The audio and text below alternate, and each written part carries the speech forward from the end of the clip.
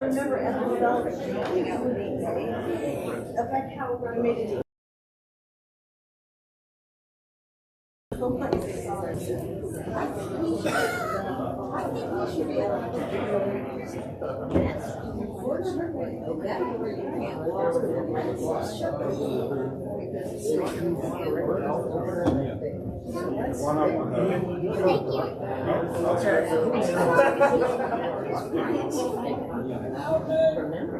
real treat when we took him to the hotel for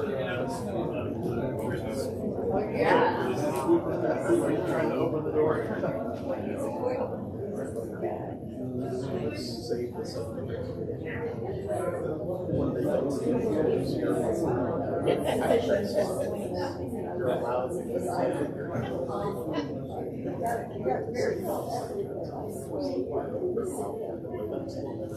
only for a little while.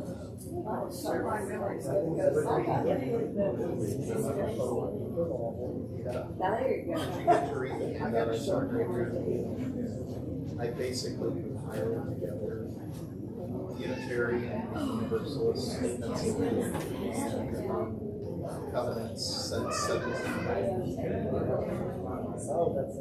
Yep. Something tells me a lot of folks don't believe Holy Scriptures.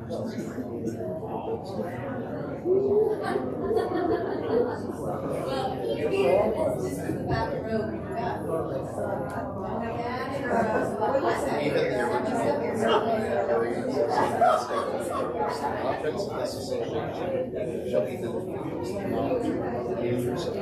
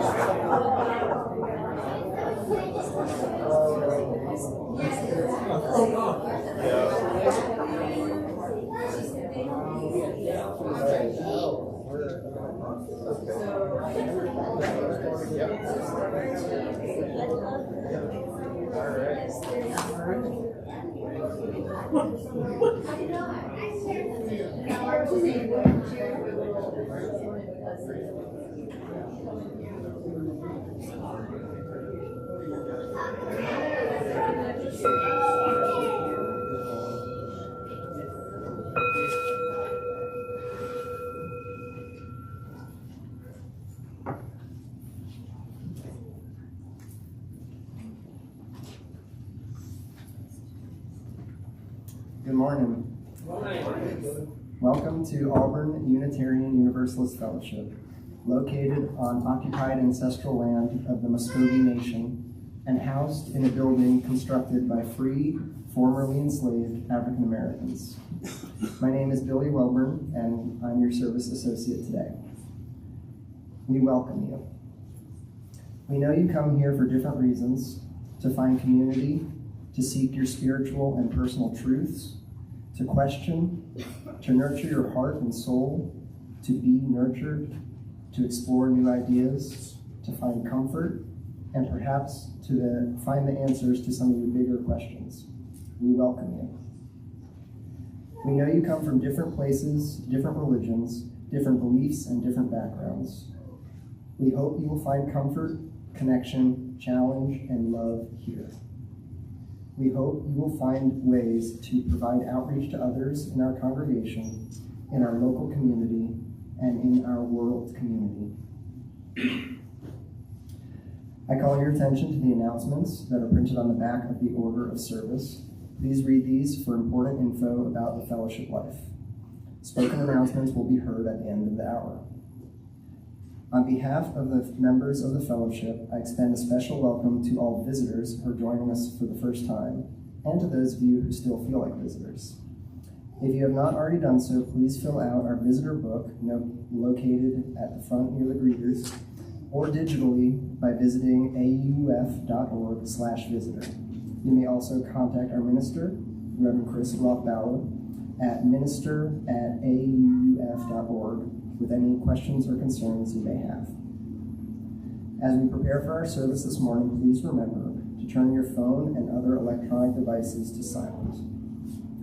Let us move into the service, willing to be authentic with each other, honest within ourselves, and open to connection in all its forms.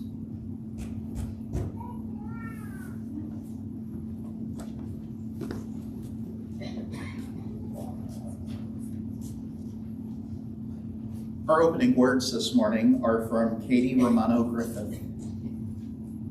Come, let us enter into this space of hope and community. Come, let us enter this space with our hopes, our joys, our sorrows, our passion, and our compassion. Come, let us enter this space with the story of our ancestors, for their strength and wisdom beats in our hearts. Come into this space, present to the beloved companions who move beside us. Come into this space, mindful that together we are building a future for other generations.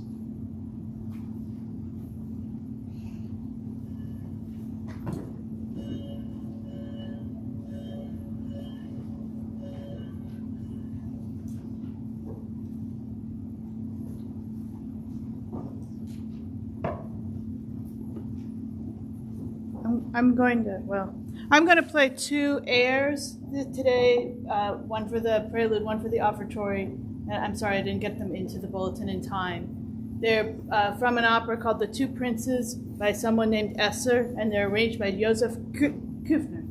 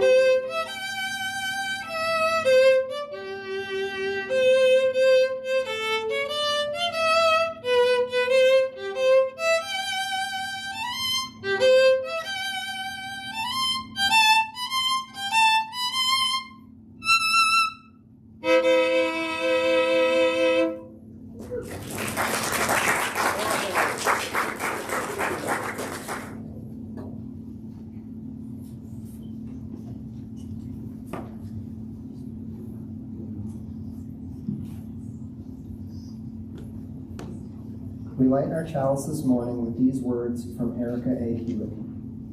To be a Unitarian Universalist means we'll never be done with the work of telling the truth about oppression, the work of resisting any laws, policies, or practices that deny anyone their humanity, the work of stubbornly seeking out the spark of the divine in each other no matter what, the work of creating heaven on earth. To be a Unitarian Universalist also means we're not alone in the work. We're not alone because of our promises to love one another. We are not alone because we are companions on the journey.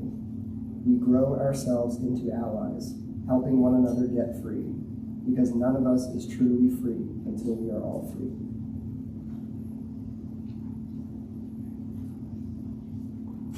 As is our tradition, we also light a candle in solidarity with those families and individuals separated and suffering at our southern border.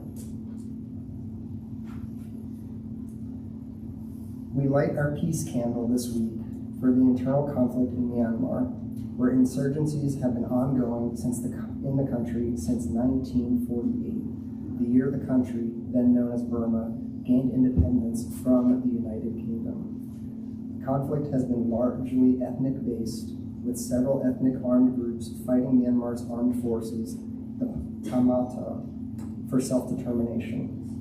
Despite numerous ceasefires and the creation of autonomous, self-administered zones in 2008, Many armed groups continue to call for independence, increased autonomy, or the federalization of the country. The conflict is the world's longest ongoing civil war, having spanned more than 7 decades. Between 180,000 and 210,000 people have been killed in the fight in Myanmar since 1948. In 2022, as many as 2,206 were killed in the fighting. 517 people have already been killed in 2023.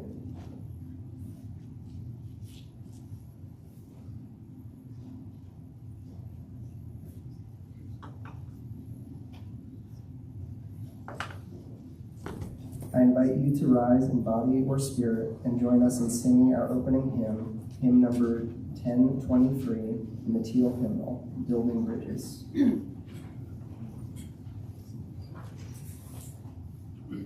What we're going to do is we're going to sing it through once all together, and then this side will start, and that side will join in. It will be as a round. If you get lost, just keep humming. Ready?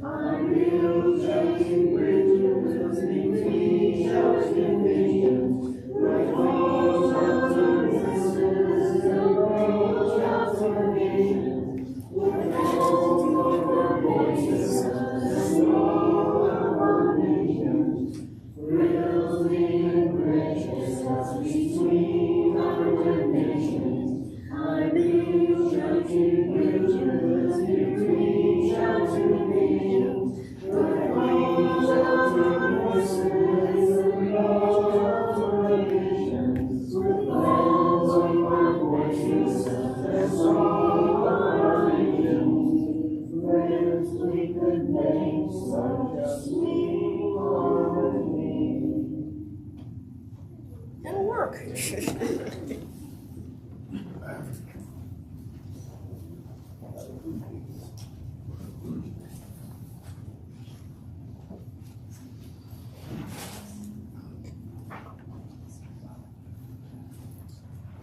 One of the ways that we proclaim the warmth and caring of our community is by sharing our joys, concerns, and milestones.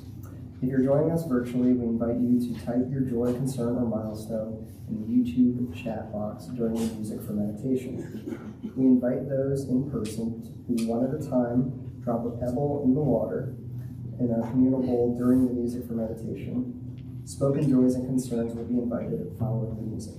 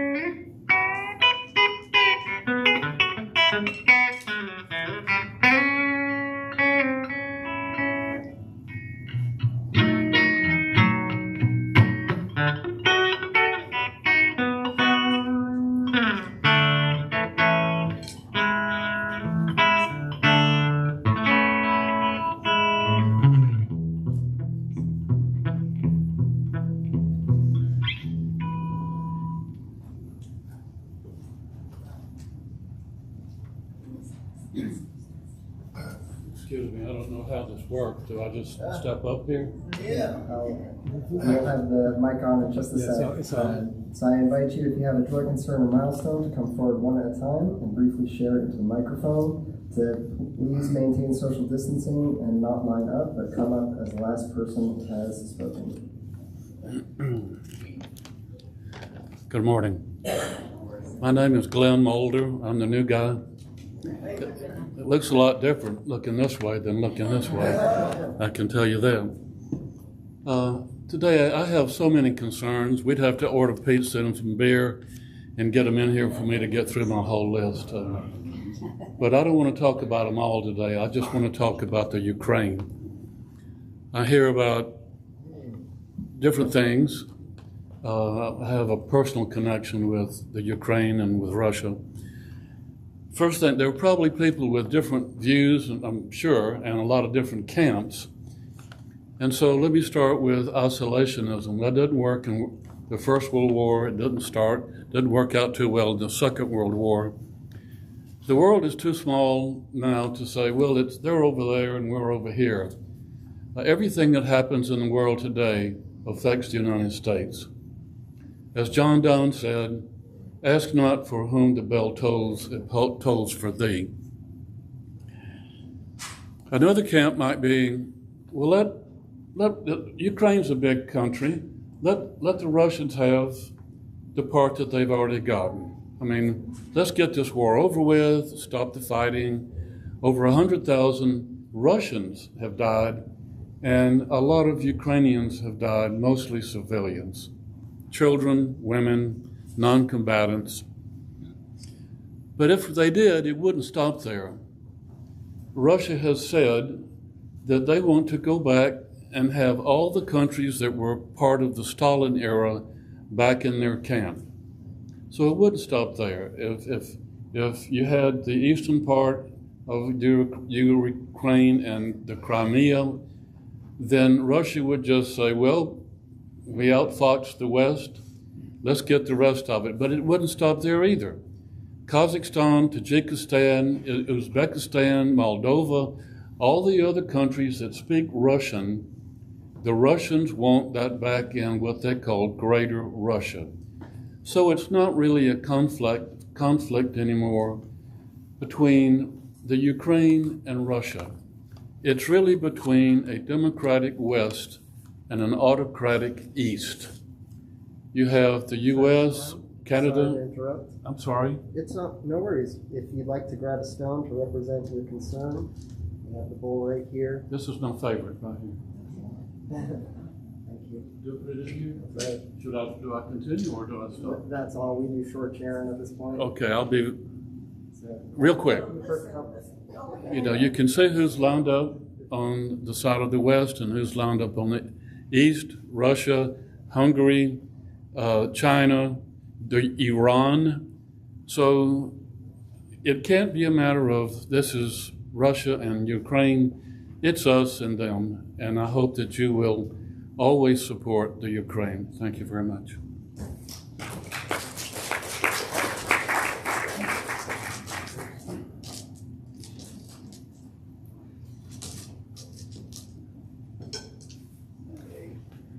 Good morning. I'm here to share a message from Camilla. Camilla says that she's been thinking a lot about who the people are that she loves and why.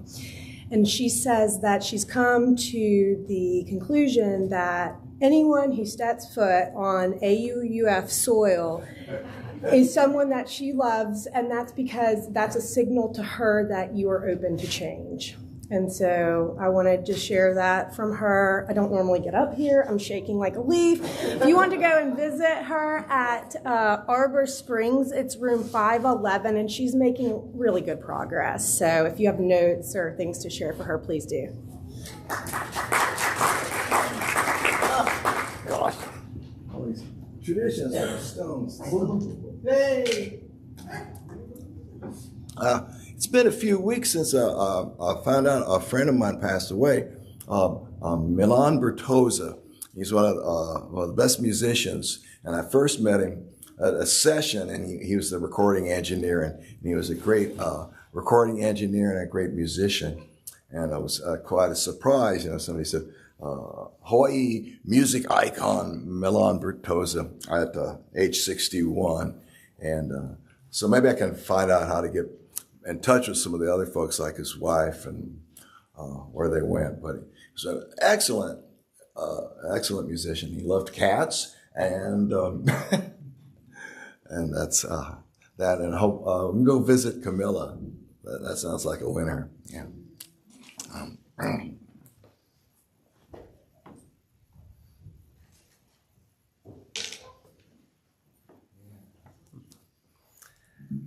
So speaking of changes, I have departed from the religious exploration program, and I'm saddened by that, and also have a great joy that I was able to participate for so many years, like 6 or 7, working with the kids of the fellowship. It's been just a really rewarding experience, and I'm very grateful for the opportunity. Thank you all.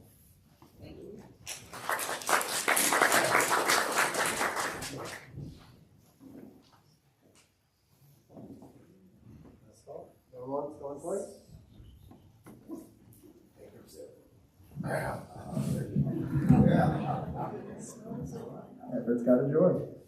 Yeah. Okay, so,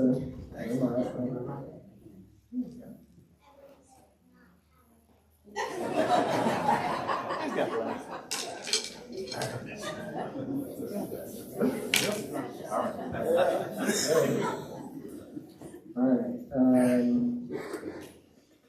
Thank you for all who shared their joys, concerns, and milestones this morning. We have one that was submitted in advance. Paula and Tom Martinson are happy to report that Tom has been moved from the Dadeville rehab to a long-term care room at Bethany House. He is in room 102 and would welcome visitors and cards.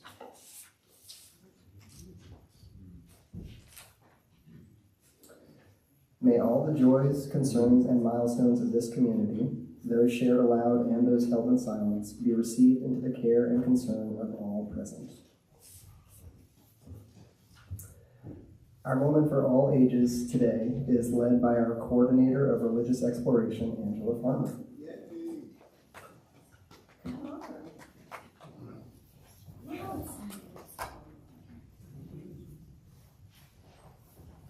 Good morning, friends. I have a box of stuff. So this story for all ages about Article 2 was originally created by Jamie Demas, who, by crediting Carrie Newhoff, so, we all kind of cite each other, right? Who wrote, churches that love their model more than their mission will die. Reverend Jamie was inspired by the idea of model versus mission, and I was inspired by Reverend Jamie. So later on in the service, the fellowship is going to talk about change. And so we are going to start out by talking about how we do the things and the tools that we use to do those things to achieve our goals and how they change over time. Yeah. Then we're going to talk about how Unitarian Universalism is changing and how even if our tools change, our goals can remain the same. As a metaphor, I would like to talk about everyday technology. Technology is something that I've seen change over and over again in my lifetime. I remember our first color TVs. Remember, Dad wheeled it in, and it was on like this altar sort of thing. Y'all remember? I'm going to date myself. You're going to know exactly how old I am. I remember our first microwave oven. It was ginormous. Yeah. I remember our first VCR. And the first video cassette that we had for it was Tank. I watched it over and over again. I remember cable. I played with an Atari, like a lot. And last week in OWL, we were talking about how hard it was to text. Remember, you had to push the 2 button 3 times to get to C, and so you only had time to send LOL. Over the last year, I've been digging around in the RE building. If you've been over there, you've seen the kind of separation of mountains I've made. This brings joy. This just doesn't work anymore. And the basement of the Bush Center. And as I dug, I felt a little bit like a paleontologist. What's a paleontologist? It's a person who digs up dino fossils. Exactly, dino fossils. And I found some pretty cool dino fossils of a sort. They're technology dino fossils. And would you guys like to see some of the things that I found? Yay! Okay, so this one was kind of weird. And there was another one that was like this, but it was so heavy. Like old technology is like so big and heavy. This one is a skull candy iPod thing. Remember when it used to be like that? And your iPod used to be something other than your phone? Yeah, your MP3 player was separate. And I even tried using it. I found an old iPod at the house, and I tried plugging it in. And the sound quality on this is like, so, that's lovely. And then, everything had to have like several plugs. Bluetooth wasn't a thing, yeah. Anybody know what this is? I did. Oh, yeah. It's a CD player. If I push this button, what's in it? A CD. Oh, no, there's not a CD. Oh, there's I thought for sure there was a CD in here, but y'all know what a CD looks like. And I brought a video version of that. We used to, called a DVD. yeah, we used to put these inside a player, and that was how we watched Netflix. And before that, we had these. Yes. I don't have a Betamax, I'm sorry. But yeah, see all that tape that's inside there? That's why we call them tapes. This is what it looks like tape. Speaking of tape.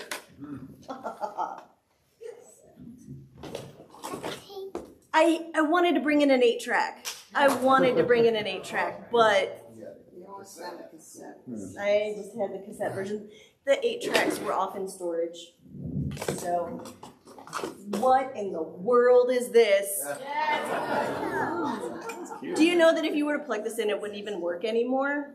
Because the rotary doesn't send the signal that telephones need now. Yeah, you would hold it to your face like that, and it would be connected to the wall. You couldn't walk very far with it, and like there were some really extra long cords. You can get an You can walk really Yeah. far with it and talk to other people Daryl, when you how much memory do you think is on this?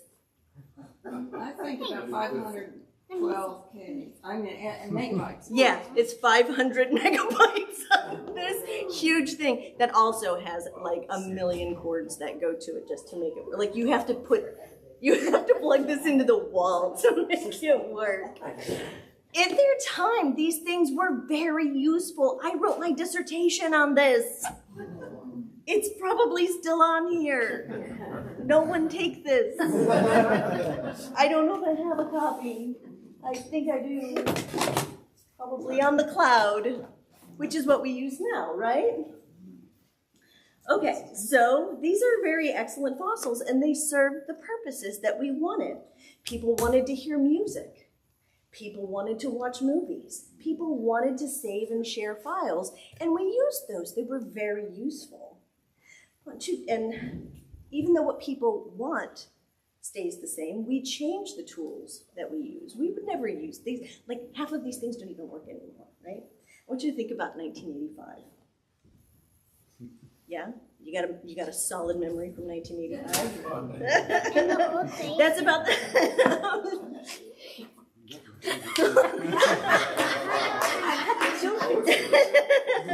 That's about the time when people made the switch from cassette tapes to CDs, right?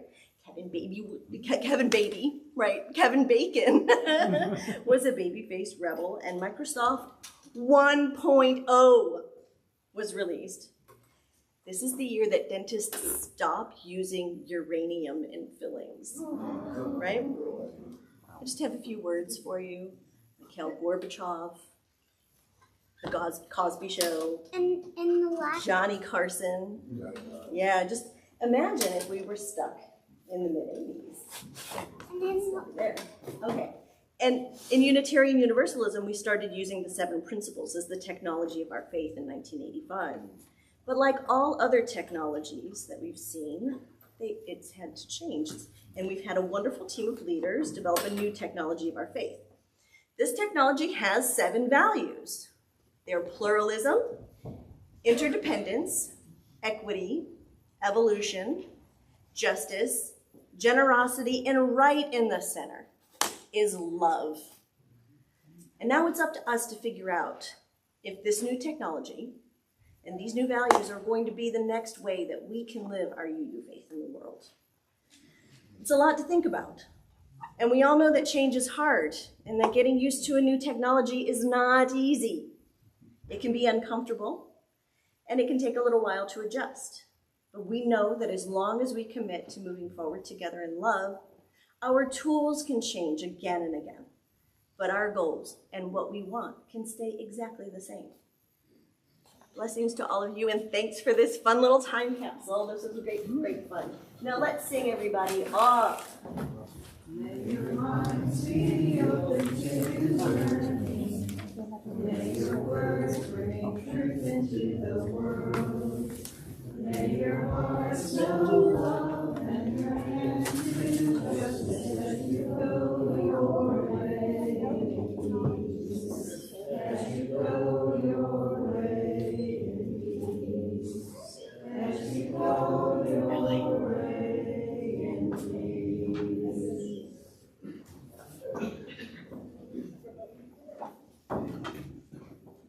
Please join me in the spirit of contemplation in whatever way feels right with these words by Linda M. Hansen. Much of our human struggle is with what we do not know or understand. It is often difficult not to want answers, or even more difficult, not to think we have them already. May we experience what we do not know, not as an individual failure, but an invitation to community. May we seek not the true answers so much as the true questions, knowing that true questions make of our lives meaningful, even if sometimes restless journeys. May we be grateful for the restless voices in our communities.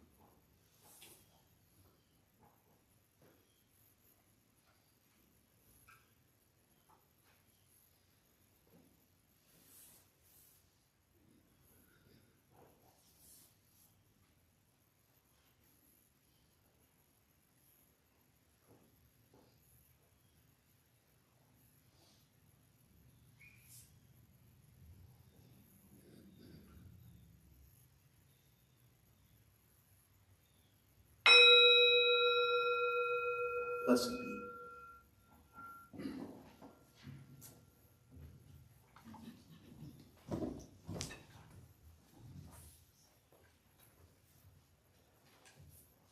The light of our chalice would soon flicker and die without the oil that nourishes its flame. Just as this flame cannot burn without oil, this religious community cannot survive or thrive without the financial as well as personal support of its members and friends. The oil that keeps the flame of our liberal religious faith alive and fuels the shared mission and ministry of this fellowship. Let us now give freely and generously, an offering to sustain and strengthen our shared religious community, a community of memory, hope, faith, and love. For we are now the keepers of its flame that burns for justice, its dream of beloved community, its vision of a world made whole. To make a donation online via PayPal, please visit auuf.org/donate. Please indicate in the notes whether your donation counts towards your pledge or as part of the offering.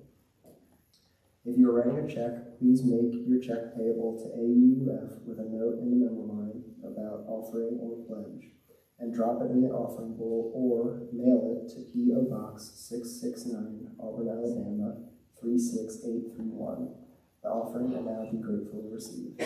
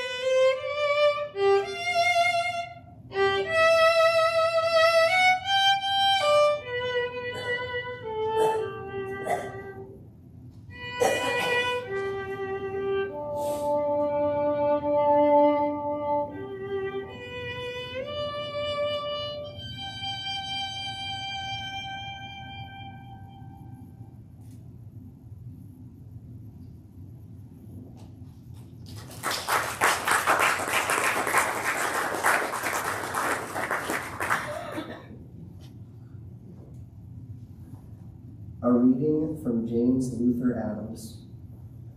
A living tradition is not bequeathed through some law of inheritance. It must be earned, not without dust and heat, and not without humbling grace.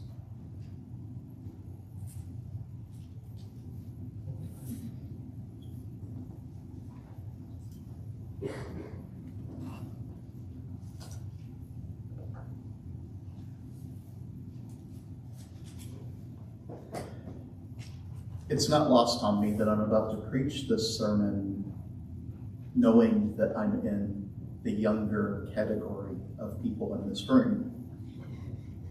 When Angela asked if we had clear memories of 1985, I remember a few things at preschool, but not a whole lot. But back in my day, in 2005, I was one of the very early adopters of Facebook. Now, Facebook was a very different animal back then. You could only join Facebook if you were a college or university student. And you had to have a college or university email to prove that you needed to be on Facebook. And Facebook had to decide that your university was legit and not just one that you created to get on Facebook. And it was a pretty small network back then. I was using it mainly to reconnect with high school friends who had gone away to university. For those of you counting, I've been on Facebook for 18 years now. And even though it shows no sign of dying anytime soon, it certainly has changed. I remember when the announcement was made that Facebook was going to open itself up to the general public, not just to college students anymore. I was mad. Like, isn't that what MySpace is for? For those of you who are blissfully unaware of the social media wars of the mid-2000s, MySpace was once the #1 social media platform, and it still exists, but just barely. It still has my cringy old mid-20s profile on it, and for the life of me, I can't remember what password I used, or I go on and delete it. But it occurs to me that I was not alone in being upset at Facebook's change. Even as it sounds funny with today, the trending thing seems to be to talk about how you're getting off social media. Social media had radically changed the way we functioned in my young adulthood. But mark my word, I've seen a lot of changes to the Facebook platform over the years. Everything from minor aesthetic changes to major changes in features. And every one of them has been met with the chorus of, "I hate the new Facebook."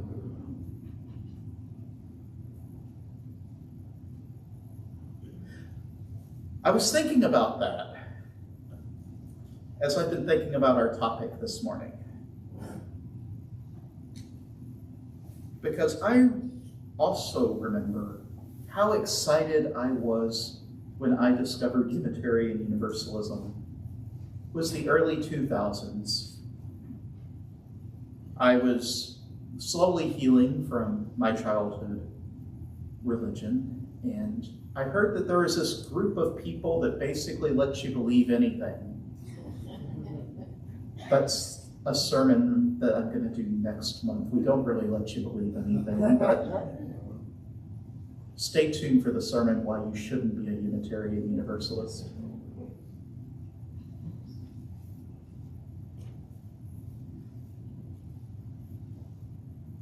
I was especially excited, I must say, about the 7 principles and the 6 verses, because they seem to affirm what I always knew in my heart. They affirmed the values that I held dearly, about the inherent worth and dignity of all people, about compassion in our relations, about the search for truth and meaning, the use of democracy, the goal of world community, the interdependence of all that is. And yet, when I went into seminary, I got to learn about how short of a history the 7 principles really have. They have not been around a long time. It was and if you want to know why Angela made that comment about 1985 this morning, it's because that was the year that our principles were adopted. Most of us in this room were alive when they were adopted, even if you were really small like me.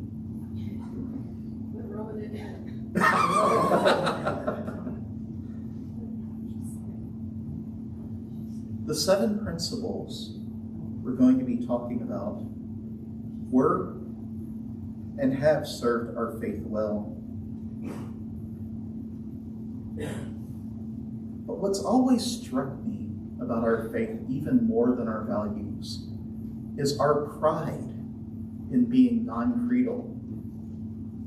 So much so to the point that many people forget we're not the only non-creedal faith in existence. There are plenty of others, and yet ours is an experiment of what happens when you bring people together who are more concerned not about what they believe, but about what values they have in common. Since the earliest days of Unitarianism, when Michael Servetus said that to seek truth and to utter what one believes to be true can never be a crime. No one must be forced to accept a conviction. Conviction is free. We have prided ourselves on our ability to tolerate and to accept those who are different. Hasn't always been perfect, but ours is a tradition that's born upon that is currently flourishing on the back of a belief that, in a quote that Francis David most likely didn't say, we need not think alike to love alike.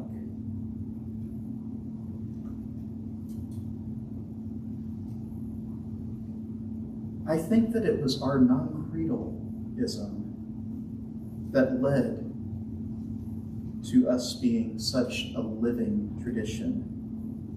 There are many traditions that are very closed. You can look to the Amish for the example of a completely closed tradition. It will be a miracle if the Amish ever adapt or change before their religion dies out. And I hate to say it, but theirs is growing faster than most mainline Protestant denominations right now.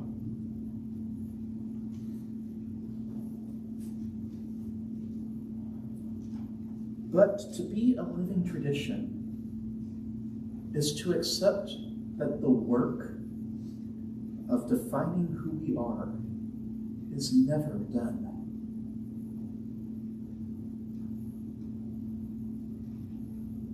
I sent out a handout by email this week, and I know there might be a few people in the room who don't do email. If you're one of those and you would like this nice 9-page handout I sent out, I'll be happy to print you a copy. But I hope you got to look at some of that. Because what I wanted to show was that our 7 principles did not come about in a vacuum. In fact, the first statement of belief of either Unitarian or Universalists in North America was at the Rule of Faith at the Philadelphia Convention of Universalists in 1790. I'm going to take a guess in the dark and say that most of you wouldn't accept this as a statement of belief today, since it affirmed the Holy Scriptures, the Supreme Being, God as mediator, the Holy Ghost, and the need to do good works in the world. I'm sure most of us are fine with that last one. But it is true that for most of the history of Unitarians and Universalists, there has not been this diversity, this pluralism within us. In fact, the American Unitarian Association adopted their first statement of purpose in 1825 to diffuse the knowledge and promote the interests of pure Christianity throughout our country.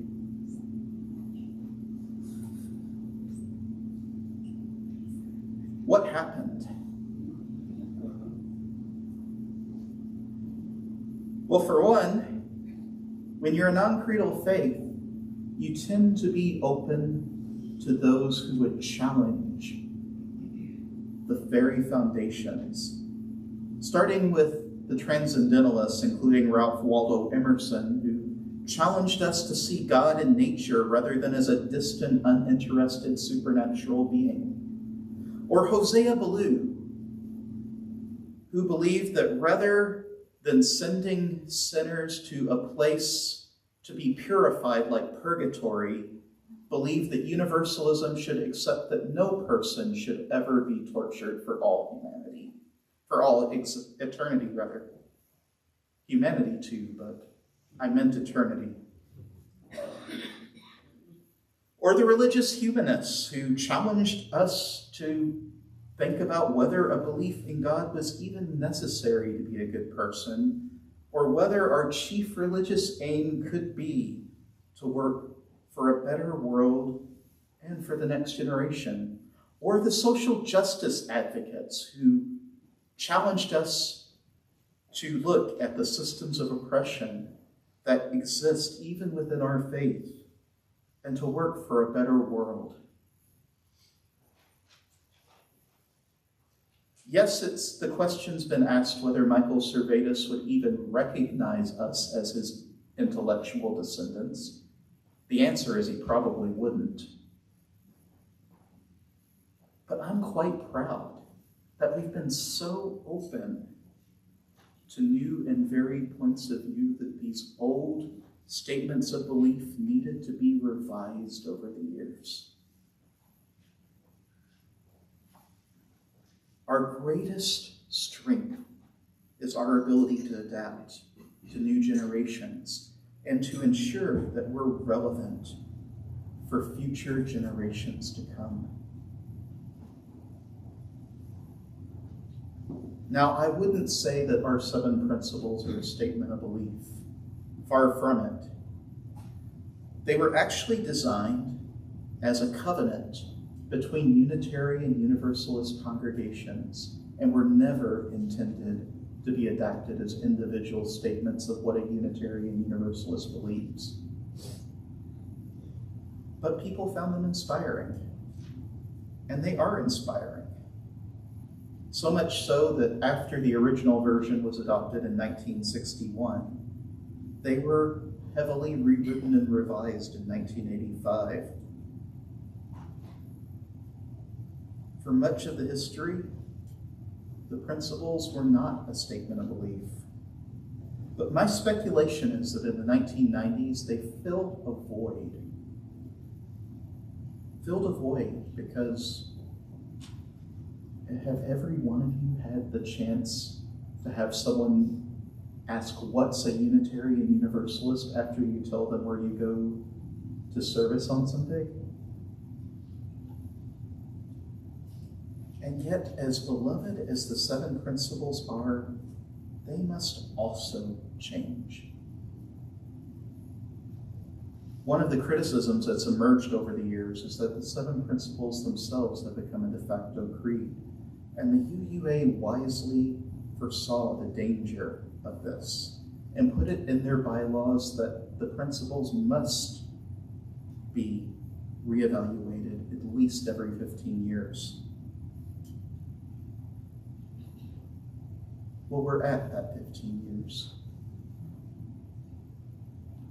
There was an unsuccessful attempt to revise them in 2007 that largely, I think, came about because of the lack of listening.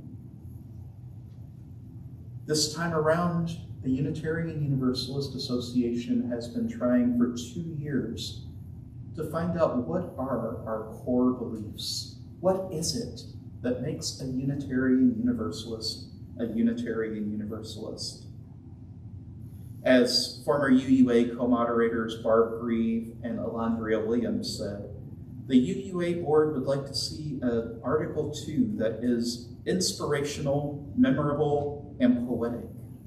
The language should be inclusive and welcoming and explicitly anti-racist. So it is that this week, the Article 2 Commission released its draft language of what they hope will become our new purpose and covenant within the Unitarian Universalist Association. At the center, they said over and over again what they heard from almost all participants in their listening sessions was that we are a faith motivated by love. It's a funny thing that love really didn't even make the cut in the 7 principles. Now, it's the center. We're surrounded by justice, interdependence, equity, transformation, pluralism, and generosity. The belief And these core values are not our only values, of course, but they found over and over that no matter whether a congregation was in the South or the North, New England or the West Coast, whether they were more humanist or Christian, pagan or Buddhist, these were what everyone seemed to have in common. And it's not surprising that it was so easy to link these to the old 7 principles.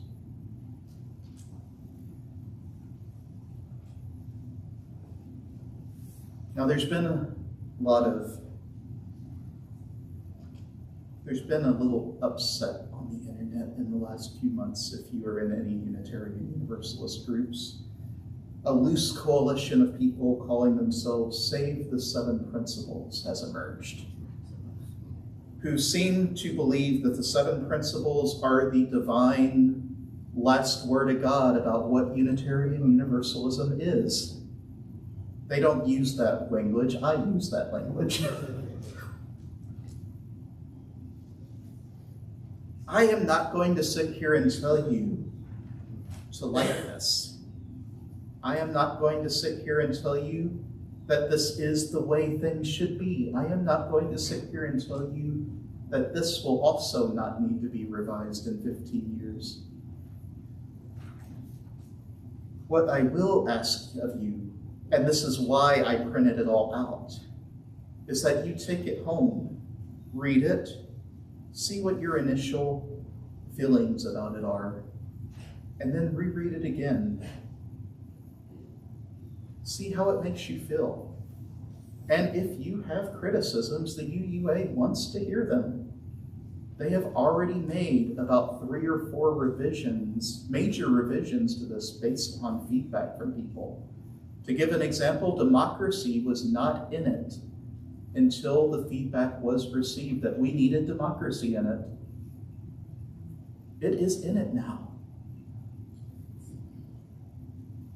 It is my belief that you are allowed to hate this.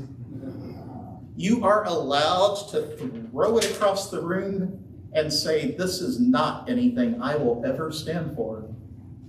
But what I ask of you is that your reason not be because they're not the 7 principles. Because the minute our 7 principles become something we can't revise, they are a creed.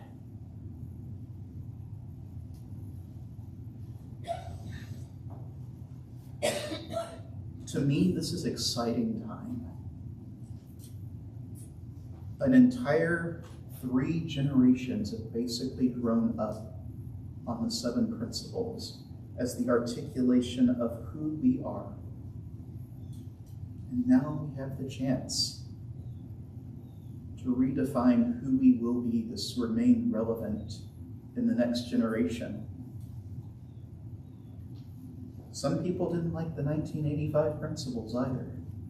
They thought we were becoming too political and too social justice oriented.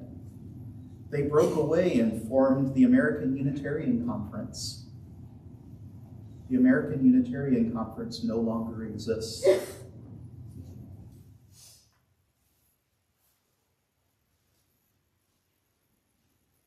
Whatever your position on the new Article 2 language, I want to ask you to participate and allow yourself to articulate it, why you dislike it other than it's different.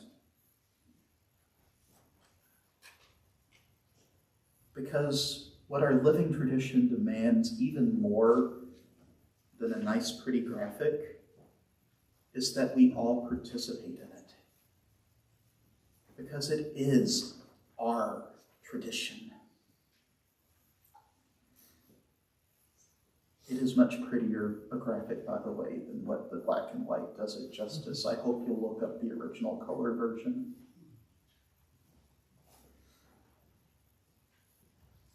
We are called, though, to be the voice that defines what Unitarian Universalism means today, not just in Auburn, Alabama, but throughout the country.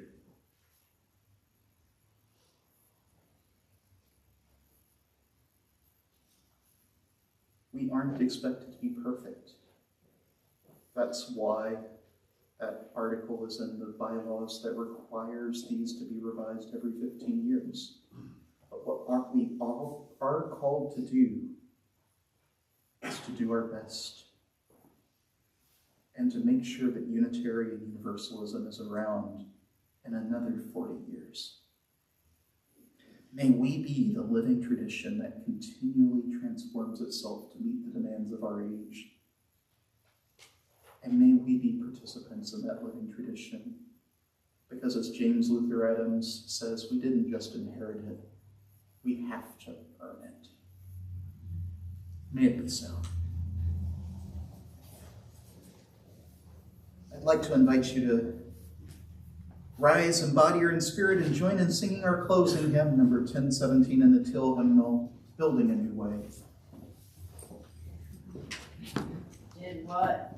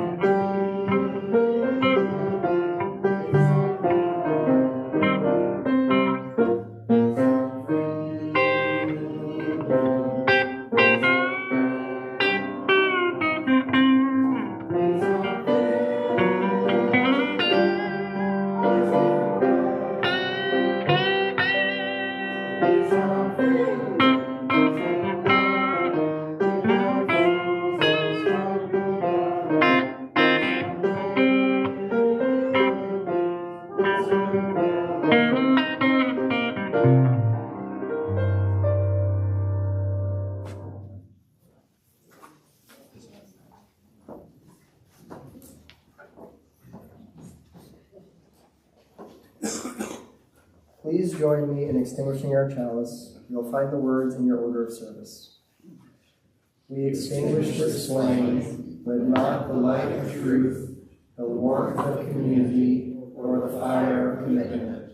These we carry in our hearts until we are together again. Please be our guest today after the service for coffee hour here in the sanctuary. It's an opportunity to chat with people about the service or just how their week went. All are welcome to join. If you are not signed up for our email list, be sure to do so to receive updates about ways to connect. You can find information on our website, auuf.org/subscribe. This would be the spot for written announcements. And then I invite anyone with spoken announcements to come forward at this time.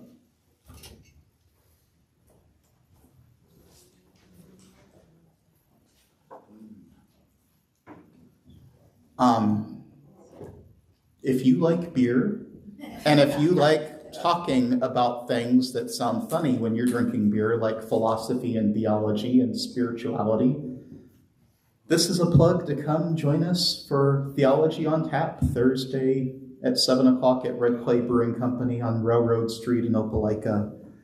We have a small group that comes together once a month, and we would welcome newcomers. It's always a fun, informal time, and we very rarely stick with the theme, but we almost always have very good conversations.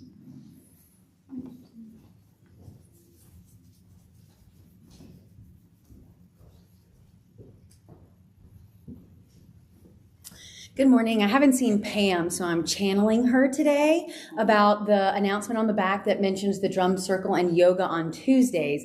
I mainly want to point out, it happened last week and it's awesome. It is very accessible for people of all ages, skill sets, body abilities, and practice levels. And I also want to say that it's a drum circle and yoga. They are two different things. The drum circle is from 5 to 5:30 and the yoga is from 5:30 to 6:30, and you do not have to do both. I just show up for yoga.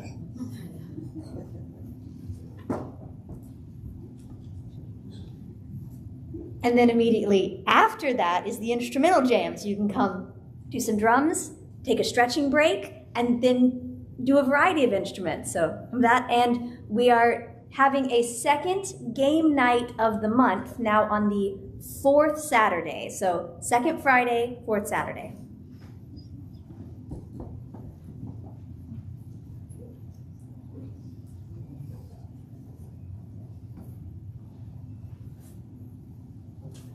Please join us now for our sung benediction.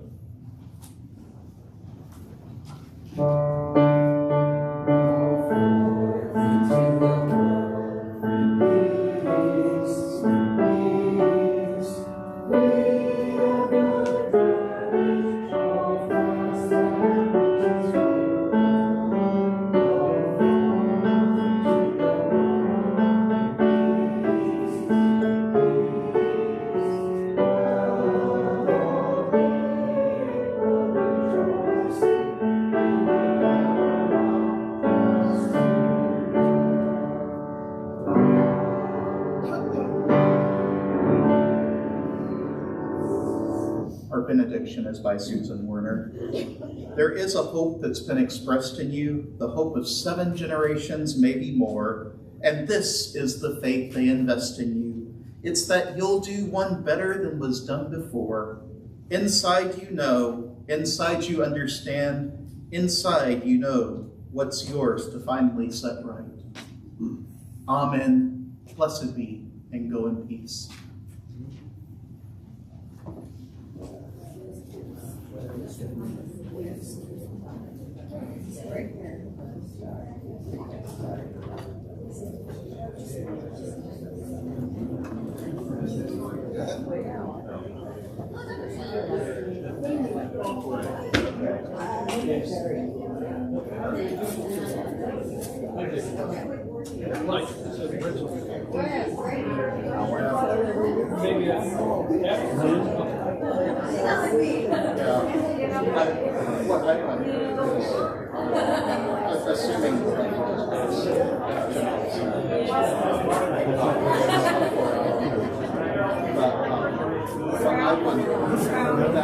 Hello.